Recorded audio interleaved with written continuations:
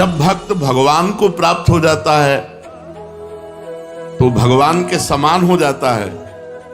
फिर जो भगवान कर सकते हैं वो क्यों भक्त क्यों नहीं कर सकता? बड़ा सूक्ष्म विषय है कि अब तस्मित तज्जने भेदा भावात, भगवान और भक्त में अभेद स्थिति होती है, वो भगवान का स्वरूप हो जाता है। ब्रह्मविद ब्रह्मवि भवति, फिर वो भगवान के समान है। वो जल में डूबे तो डूबेगा नहीं, भगवान को जल थोड़ी डुबा सकता है, अग्नि जला नहीं सकती, वायु सुखा नहीं सकता, कुछ भी कुछ, वो भगवान है। जब वो भगवान बन गया तो ऐसा हो जाना चाहिए, ऐसा क्यों नहीं? भक्त और भगवान में भाव से अभेद होता है, कलेवर से नहीं। बड़ा सुंदर विषय बताया कि अगर तुम भगवान के समान हो तो ऐसा कर दो। वो भाव देखो, तरंग और समुद्र दो नहीं है। समुद्र में वायु विकार हुआ तो तरंगायमान होगा। दो ना होते हुए भी समुद्र से अनंत तरंगें उत्पन्न हो सकती, लेकिन तरंग से समुद्र नहीं। समुद्र और तरंग एक ही है।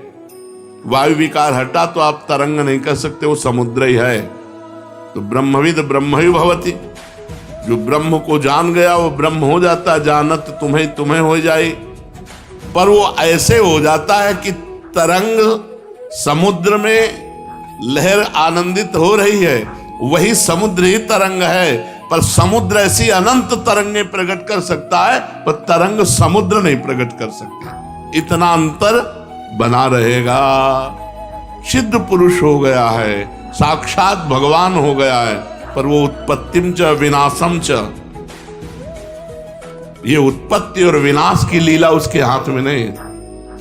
भूता नामा गतिम अगतिम, भूतों की गति और अगति, विद्याम अविद्यारम सष्टारो, विद्या और अविद्या ये केवल भगवान के हाथ में, दूसरे के हाथ में नहीं।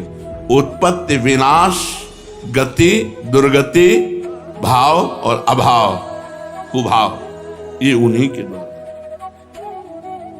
भगवान का स्वरूप भक्त हो गया, लेकिन कलेवर से नहीं, भाव से, सामर्थ्य से नहीं, भाव से। ऐसे अनंत भक्त भगवान की भाव तरंगे हैं, लेकिन जो भगवान है वो अद्वितीय। भगवान तो भगवान ही है, ऐसा दूसरा कोई नहीं कर सकता जैसा भगवान कर सकते हैं। भगवान और भक्त भाव में अभेद है, लेकिन सामर्थ्य में नहीं, शरीर में नहीं, क्रिया में नहीं। सिद्ध भक्त है, गिरिराज जी उठा लेगा। पक्का सिद्ध भक्त है, भगवान का निज जन है, भगवान को प्राप्त हो गया तो गिरिराज जी थोड़ी उठा लेगा। गिरिराज जी की दंडवती करेगा, गिरिराज जी की परिक्रमा करेगा, गिरिराज जी नहीं उठा सकता। वो तो श्री कृष्ण ही उठाएंगे। तो कहते भक्त भगवान में तन्मय होकर श्री कृष्णमय हो गया है, तो भाव में हो गया, शरीर से नहीं। क्यों गिरिराज जी उठा लेगा? आज तक कोई संत ऐसा हुआ? भगवान या भगवान के अवतार, जैसे पुलस्त जी हैं, ये भगवान के अवतार हैं। कोई साधक हैं क्या कि साधना करके? अगस्त जी हैं, समुद्र पी गए, ये भगवान ही अगस्त बने हुए हैं।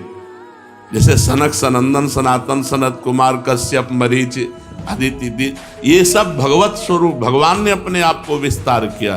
वो सामर्थ्य 5 लीटर पानी तुरंत पी के नहीं पचा सकते, समुद्र पचा गए भाई। तो अगस्त भगवान है वो। हम लोग भगवान की तरंगे हैं। माया विकार नष्ट होने पर भगवत स्वरूप ही है, पर सामर्थ्य नहीं है ऐसी। भगवान की जैसी सामर्थ्य वैसी सामर्थ्य, इसीलिए चराचर जगत के ऋषि मुनि महात्मा सब सर झुकाए भगवत स्वरूप होकर भी भगवान की जय बोलते हैं। भक्त और भगवान में अभेद होता है, पर भक्त का कलेवर और भगवान के कलेवर में अंतर होता है। भगवान की चिदानंदमयी देह और भक्त की पांच भौतिक देह। भक्त की भाषा और भगवान की भाषा में अंतर होगा।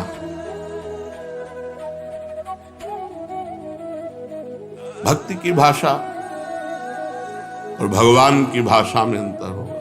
भक्त के शरीर और भगवान के शरीर में अंतर होगा, और भक्त के कार्य क्षेत्र और भगवान के कार्य क्षेत्र में अंतर होगा।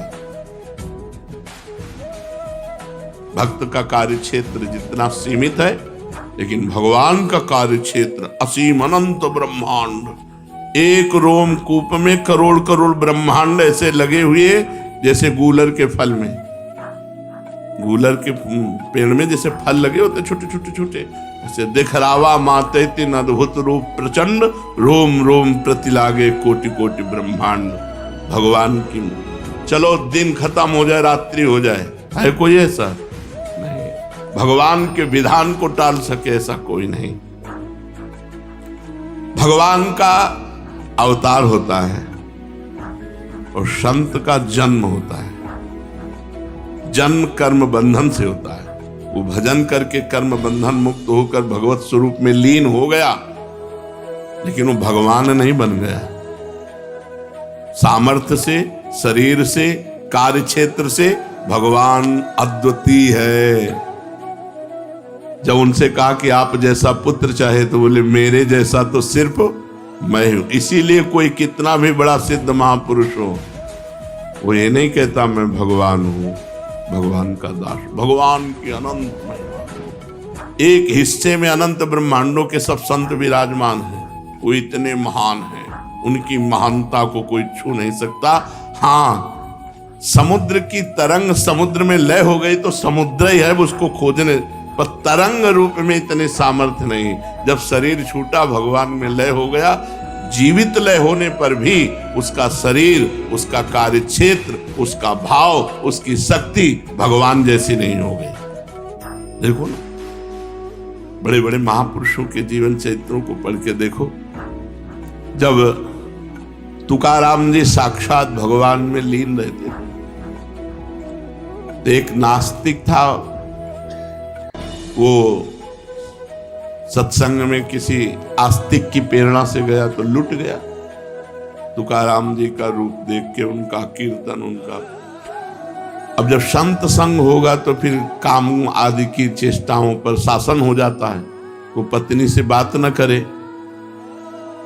पत्नी को लगा कि बाबा जी से मिलने का कारण ऐसा है, महीनों से हम जल रहे हैं, हमसे बात नहीं कर रहा, तो हम जलाएंगी बाबा जी को। तो उन्होंने कहा आपका तो उद्धार हो गया,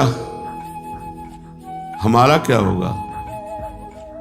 बोले तुम भी महाराज जी से दीक्षा ले लो। बोले दीक्षा तो तब ले जब घर लाओ। बोले प्रार्थना करेंगे।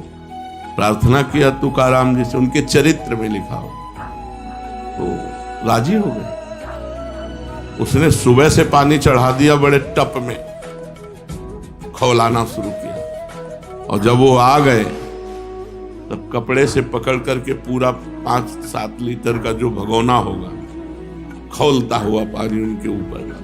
हा विठल, हा विठल। बहुत ताप, उन्होंने महाराष्ट्र भाषा में बहुत ताप है, मैं जल रहा हूं विठल, अपार क्लेश हो रहा है, मुझे इस क्लेश से बचाओ। ऐसे शब्दों का शरीर। और भगवान जब ब्रजवासी और ब्रज की गौएं दावानल में फंसी, आकाश तक लपटें उठ रही थी ऐसी दावानल, पुकारा हे कृष्ण रक्षा करो। तो भगवान ने जानो क्या किया, मुंह में पी लिया। भागवत में पढ़ के देखो, आग को अपने आकर्षण किया और पूरे मुख में विराजमान कर लिया। ये सामर्थ्य किसी ब्रह्म ऋषि में या किसी भक्त में, किसी महात्मा। कलेवर अलग है। सामर्थ्य भगवान की सामर्थ्य के समान सिर्फ भगवान है। जैसे कहा जाता है तत्त्वमसि, तुम ही वही ब्रह्म हो, तो तुम वो नहीं कर सकते जो भगवान कर सकते हैं। तुम भगवान का चिंतन करके भगवान में लय होकर ब्रह्म स्वरूप हो सकते हो, ब्रह्म में ब्रह्म स्वरूप लीन हो गए, लेकिन तुम कर नहीं सकते हो जो ब्रह्म कर सकता है। ये बहुत रहस्य की बात है। भगवान का भजन करके भगवान में लीन हो सकते हो, लेकिन तुम भगवान बन के मनमानी भगवान नहीं कर, जो कर गए वो तुम नहीं कर। फिर गिरिराज जी उठाना पड़ेगा, फिर कालिया का विष पीना पड़ेगा उनकी महिमा को। तो इसीलिए यहां बहुत कार्य क्षेत्र भक्त का ही रहेगा, भगवान का कार्य क्षेत्र नहीं हो सकता। उत्पत्तिम च विनाशम च भूतानामा गतिम गतिम वेद विद्याम अविद्यारम खष्टारो भगवानेति। ये भगवान के हाथ में है। विद्या अविद्या, गति अगति और सृष्टि और प्रलय ये कोई नहीं कर सकता। तो हम किसी व्यक्ति को भगवान मानकर पूजते हैं तो क्या उचित है? बहुत पवित्र भाव, क्योंकि भगवान सर्वत्र हैं। अगर किसी व्यक्ति को आप भगवत स्थान में भाव करके पूजते हैं कि भगवान हैं अंदर विराजमान, बढ़िया भाव। लेकिन हाड़ मांस का शरीर भगवान नहीं है, बस ध्यान रखना, क्योंकि फिर कुछ गलतियां शुरू हो जाएगी। जो हाड़ मांस का गंदा शरीर है, इसमें भावना की जा सकती है कि इसमें भगवान विराजमान, लेकिन ये साक्षात भगवान है नहीं। ये मरेगा शरीर, ये जलेगा शरीर, उनमें भगवान विराजमान है। सच्चिदानंद भगवान सबके हृदय में विराजमान है। आप भाव कर सकते हैं, लेकिन अगर वो अपने को भगवान मानता है, बड़ी भूल करता है। भगवान जो शक्तिमान है उनकी बराबरी कोई कर ही नहीं सकता। वो दंभी होगा, जो पाखंडी होगा, जो अपने को भगवान कह के पुजवाए रहा है। आप भगवान मान करके पूज सकते हो, आपका भाव है, लेकिन जिसको पूज रहे हो वो भगवान कभी नहीं हो सकता, अपने को नहीं मान सकता। वो भगवान का दास ही मानेगा, क्योंकि भगवान जैसे सिर्फ भगवान है, दूसरा कोई नहीं।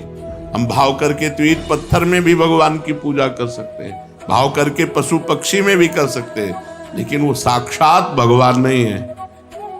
वो कुत्ते का शरीर है और उसके अंदर जो पावर है, बिजली है, वो भगवान है। तो बाहरी शरीरों से संबंध न रखे। ये हाड़ मांस के शरीर नष्ट होने वाले हैं। जो बाहरी शरीरों से संबंध रखता है पाखंडी है, वो दम्भ ही है। तब तो भगवान है, और भगवान जैसे सिर्फ भगवान है, दूसरा कोई भगवान जैसा हो ही नहीं सकता। एक वो पौंड्रक वासुदेव की कथा आती है कि वो अपने को द्वारिकाधीश जैसा पूरा सजाए रहता था, और स्याही आई पोत के, लकड़ी के, सुदर्शन चक्र, सब ऐसे पूरा। ये उसे वासुदेव की गति प्राप्त हुई, वो भगवान के सारूप्य मोक्ष को प्राप्त हुआ। लेकिन भगवान ने प्रगट में तो दंड दिया ना, तू भगवान नहीं, मैं भगवान हूं, ले सुदर्शन चक्र। भगवान ने सुदर्शन चक्र से यहां ये बात कह रहे हैं कि आप कहीं भी भगवत भाव कर सकते हैं, क्योंकि भगवान सर्वत्र हैं।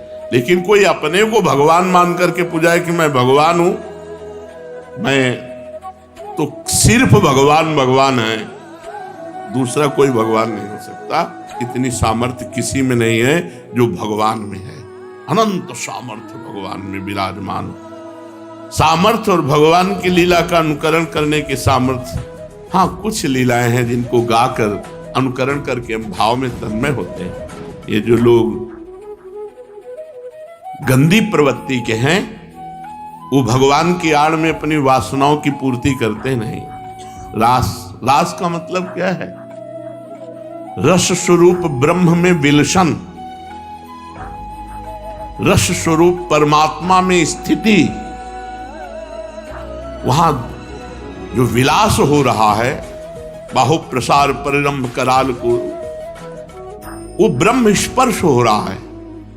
यहां काम स्पर्श होता है, ब्रह्म स्पर्श हो रहा है। परीक्षित जी को एक महान त्यागी महात्मा सुना रहे हैं श्री सुखदेव जी, और ये कह रहे हैं कि जैसे छोटा सा बालक अपने प्रतिबिंब के साथ खेलता है, ऐसे आत्मस्वरूप भगवान जो गोपियों की आत्मा, उनके पतियों की आत्मा है, वो अपने आप से अपने आप में खेल रहे हैं। अपने आप से अपने आप में कहां खेल? जितनी गोपी उतने श्री कृष्ण। और जो श्री कृष्ण का स्वरूप है वो केवल श्री कृष्ण का ही है। जो दिव्य विग्रह वो किसी का नहीं है। सब प्रद्युम्न शाम्बादि भगवान से ही प्रकट हुए थे, लेकिन सब कटे और यही शरीर छोड़ा। और भगवान दिव्य विमान पर बैठ करके सदे गए कि नहीं गए? 88 करोड़ यदुवंशी यहीं सब कटे। जो भागवत में था, प्रद्युम्न ने सांब को, सांब ने प्रद्युम्न को काट दिया, वही शरीर पूरा। और ये सब भगवत स्वरूप है, श्री कृष्णमय है। लेकिन श्री कृष्ण के दिव्य तनु और इनके तनु में अंतर है। श्री कृष्ण से ही प्रकट हुए। श्री कृष्ण जैसे तो सिर्फ श्री कृष्ण है, प्रभु जैसे तो सिर्फ प्रभु है। इसलिए मन वचन कर्म से, संत संग के द्वारा हम केवल भगवान का आश्रय ले और खूब भगवान का नाम जप करें। भगवान जैसे सिर्फ भगवान, दूसरा कोई नहीं हो सकता। श्री राधा वल्लभ लाल की।